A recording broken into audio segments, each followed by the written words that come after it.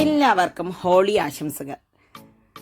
Holy എന്ന് പറഞ്ഞാൽ തന്നെ കളറിൻ്റെ ഉത്സവമാണല്ലേ. അതുകൊണ്ട് തന്നെ ഒരു കളർഫുൾ ആയിട്ടുള്ള പുട്ടാണ് ഇന്നത്തെ വിഭവം. അതിനായിട്ട് ഞാൻ കുറച്ച് വേവിച്ച ക്യാരറ്റാണ് എടുത്തിരിക്കുന്നത്. നന്നായി വേവിച്ചിട്ടുണ്ട് കേട്ടോ. അതിലേക്ക് ഒരു 1/2 ടീസ്പൂണോളം മുളക് പൊടി ഇട്ട് നന്നായി ഒന്ന് നമുക്കിതിനെ ഒന്ന് അരച്ചെടുത്തിട്ട് വരാം. ഇനി ഇതിനെ പാത്രം മാറ്റാം.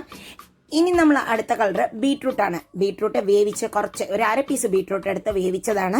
കുറച്ച് വെള്ളത്തോട് കൂടി തന്നെ അരയ്ക്കാം, കുഴപ്പമില്ല. ഒരു 1/4 ടീസ്പൂൺ മുളക് പൊടിയും കൂടി ഇട്ടിട്ടുണ്ട്. നമുക്കിതിനെയും നന്നായി അരച്ചെടുത്ത് വന്നിട്ടുണ്ട്. ഇനി ആ പാത്രം മാറ്റിയിട്ടുണ്ട് കേട്ടോ. ബീട്രൂട്ട് കഴിഞ്ഞു. ഇനി നമ്മൾ ഗ്രീൻ കളറിന് വേണ്ടി 2 പച്ചമുളകും 3 പാലക് ലീസ് വേവിച്ചതും കൂടിയാണ്. അത് രണ്ടും വേവിച്ചിട്ടുണ്ട് കേട്ടോ. ഇപ്പം ഇതാ നമ്മുടെ 3 കണ്ടന്റും റെഡി ആയിട്ടുണ്ട്.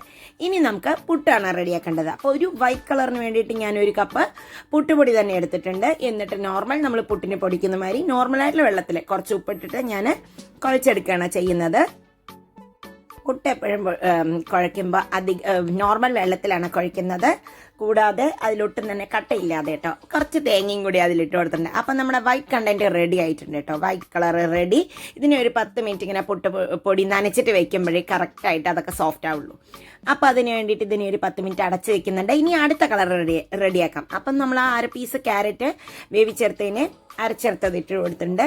അതിലേക്ക് 1 കപ്പ് അരിപ്പൊടി, ഇതേമാതിരി പുട്ടുപൊടി തന്നെയാണ് ഇട്ട് കൊടുക്കുന്നത്. കുറച്ചായിട്ട് പുട്ടുപൊടി ഇട്ട് കൊടുത്ത് അതിൽ മിക്സ് ചെയ്യുന്ന നല്ല കേട്ടോ. ഇതിലിപ്പോൾ സെപ്പറേറ്റ് ആയിട്ട് വേറെ വെള്ളം ഒഴിക്കേണ്ട ആവശ്യം വന്നില്ല. എനിക്ക് കട്ടയില്ലാതെ തന്നെ നമുക്കിത് ഈസി ആയിട്ട് പുട്ടുപൊടി ഇട്ട് കഴിഞ്ഞാൽ പെട്ടെന്ന് തന്നെ അത് കുഴച്ചെടുക്കാം. 2 മിനിറ്റേ വേണ്ടൂ ഇത് കുഴച്ചെടുക്കാനായിട്ട്. ക്യാരറ്റ് എപ്പോഴും നല്ലതാണ് കുട്ടികൾക്ക്. പിന്നെ കളർഫുൾ ആയതുകൊണ്ട് കുട്ടികൾ ഓട്ടോമാറ്റിക്കായി ഇത് കഴിച്ചുകൊള്ളും കേട്ടോ.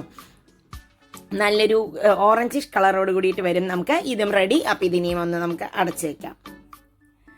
ഇനി നമ്മുടെ അടുത്ത കളറായിട്ടുള്ള ബീട്രൂട്ടിൻ്റെ അരച്ചത് പ്യൂരിയാണ് ഇട്ട് കൊടുക്കുന്നത്. അരച്ചതിലേക്ക് 1 കപ്പ് പുട്ടുപൊടി തന്നെയാണ് ഇട്ട് കൊടുക്കുന്നത്. വെള്ളമൊന്നും ചേർക്കേണ്ട ആവശ്യമില്ല. ആവശ്യത്തിന് ഉപ്പും കൂടി ഇട്ട് കൊടുത്താൽ നമുക്കതിനെ ഇതുപോലെ തന്നെ കുഴച്ച് ഒരു 10 മിനിറ്റ് വെക്കാം കേട്ടോ.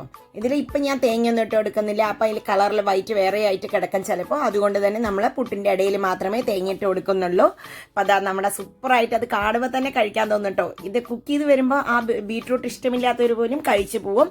ഇതിന് സെപ്പറേറ്റ് ആയിട്ട് കറിയും കൂടി വേണ്ടാന്ന് തോന്നിയിട്ടോ എനിക്ക് കഴിച്ചപ്പോൾ. അപ്പം അത് ആ പാത്രത്തിലേക്ക് മാറ്റിയിട്ടുണ്ട്.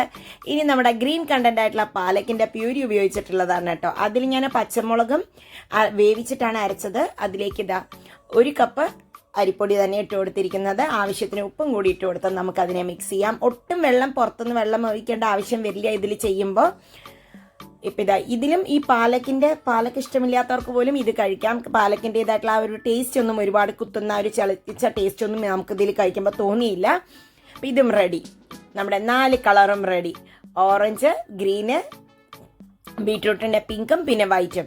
പിന്നെ ഇപ്പോൾ നമുക്ക് പുട്ടുണ്ടാക്കാനായിട്ട് ഇതേമാതിരി ഒരു പുട്ടുകുറ്റി എടുത്തിട്ടുണ്ട്. അതിലേക്ക് ആവശ്യത്തിന് തേങ്ങ ഇട്ട് കൊടുക്കുക. പിന്നെ ഒരു 2 ടേബിൾ സ്പൂണോളം ഞാൻ ഓറഞ്ച് കളറാണ് ആദ്യം ഇട്ട് കൊടുത്തത്. നിങ്ങൾക്ക് ഇഷ്ടമുള്ള കളർ ഇട്ട് കൊടുക്കുക കേട്ടോ.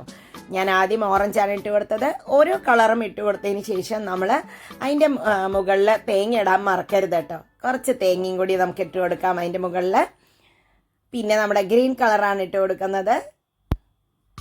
ഇത് കുക്ക് ചെയ്ത് വരുമ്പോൾ നല്ലൊരു ടേസ്റ്റ് ഉണ്ടായിരുന്നു. ഇതിന് കറിയൊന്നും ഇല്ലാതെ തന്നെ ഇത് വേണമെങ്കിൽ പഞ്ചസാരയോ അല്ലെങ്കിൽ വെറുതെ തേങ്ങ ഉള്ളത് കൊണ്ട് തന്നെ കഴിക്കാൻ നല്ല ടേസ്റ്റ് ഉണ്ട്. അതിൻ്റെ ഗ്രീൻ കഴിഞ്ഞാൽ നമ്മൾ കുറച്ച് തേങ്ങ ഇട്ട് കൊടുത്തു. ഇനി അടുത്തത് നമ്മുടെ വൈറ്റ് കളറാണ് ഇട്ട് കൊടുക്കുന്നത്. നോർമൽ പുട്ടുപൊടിയുടെ കളറാണ് ഇട്ട് കൊടുത്തിരിക്കുന്നത്. തേങ്ങയും കൂടി ഇട്ട് കൊടുത്തു. ഇനി നമ്മുടെ അടുത്ത കളർ, അതാണ് ഭയങ്കര കളറല്ലേ, ബീട്രൂട്ടിൻ്റെ പിങ്കും കൂടി ഇട്ട് കഴിഞ്ഞാൽ നമ്മുടെ പുട്ട് ഏകദേശം ഫില്ലിംഗ് ഒക്കെ റെഡി ആയിട്ടുണ്ട്. അതിൻ്റെ മുകളിലേക്ക് നമുക്ക് കുറച്ച് തേങ്ങയും കൂടി ഇട്ട് കൊടുത്ത് ഇനി ഇതിരി ഒന്ന് നമുക്ക് വേവിച്ചെടുത്തിട്ട് വരാം. അപ്പം ഇതാ റെഡി. നമുക്കിതിനെ ഒന്ന് കുക്കറിൽ വെച്ചിട്ട് വേവിച്ചെടുത്തിട്ട് വരാം. അപ്പോൾ ഇതാ വെച്ചിട്ടുണ്ട് കേട്ടോ. ഒരു 5 മിനിറ്റ് ആകുമ്പോഴേക്കും നല്ലോണം ആവിയൊക്കെ വന്നു. ഇത് കണ്ടോ, നല്ല അടിപൊളിയായിട്ട് പുട്ട് വന്നിട്ടുണ്ട്. നമ്മളിനി ഇതിനെ പുട്ടിനെ പാത്രത്തിലേക്ക് മാറ്റാൻ പോവാണ്. ഇത് പുട്ട് ഇഷ്ടമില്ലാത്ത കുട്ടികൾ പോലും ഇത് കണ്ടാൽ കഴിക്കട്ടോ. കളറ് കണ്ടാൽ ഓട്ടോമാറ്റിക്കലി എല്ലാവരും കഴിച്ചു പോവും. നല്ല കളർഫുള്ളായിട്ട് ഒരു വർണ്ണശബളമായ കളറോടുകൂടി തന്നെ വന്നിട്ടുണ്ട് നമ്മുടെ പുട്ട്. അപ്പം പുട്ട് റെഡി. അപ്പം ഇന്നത്തെ റെസിപ്പി എല്ലാവർക്കും ഇഷ്ടപ്പെട്ടിട്ടുണ്ടാവുമെന്ന് ഞാൻ വിചാരിക്കുന്നു. സോഫ്റ്റ് ആയിട്ടുള്ള ടേസ്റ്റി ആയിട്ടുള്ള പുട്ട് തന്നെയായിരുന്നു ഇത്. വിത്തൗട്ട് കറി തന്നെ ഞങ്ങളൊക്കെ കഴിച്ചു കേട്ടോ. ഇത് കണ്ടോ, ഓറഞ്ചിൻ്റെ ക്യാരറ്റും പിന്നെ വളരെ ഹെൽത്തിയാണ്. പാലൊക്കെ ഉണ്ട്, ക്യാരറ്റ് ഉണ്ട്, ബീട്രൂട്ട് ഉണ്ട്, എല്ലാം ഹെൽത്തിന് വളരെയധികം നല്ലതാണ്. അപ്പോൾ എല്ലാവരും ഉണ്ടാക്കി നോക്കൂ നമ്മുടെ കളർഫുൾ പുട്ട്. അപ്പോൾ വീണ്ടും ഒരിക്കൽ കൂടി ഹോളി ആശംസകൾ.